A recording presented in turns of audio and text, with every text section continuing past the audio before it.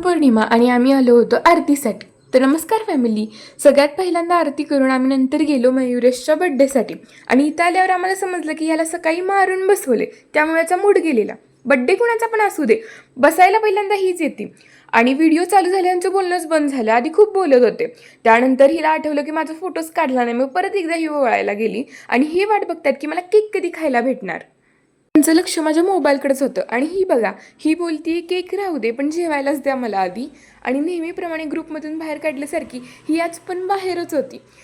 Cake खायला लवकर मिळेल म्हणून ही आधीच आली, पण हिला काय मिळाला नाही. आणि इथं बघा बॅक कॅमेऱ्याला कॅमेरामॅन आणि लहान मुलं अशी बसलेली की आत्ता मला केक खायला भेटेल, पण ही ही देतच नव्हती. त्यांना द्यायच्या आधी हिनं स्वतःच केक खाल्ला. वा, म्हणजे आपल्याच घरी आपणच आधी खायचा.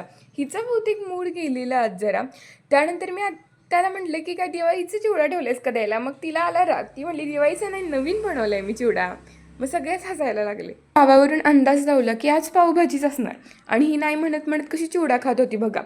आणि अजून कशी पावभाजी भेटली नाही म्हणून यांची दीर्घ गंभीर चर्चा चालू होती. आणि बघा, भावाला जबरदस्ती पाया पडायला लावणारी ही बहीणच असते.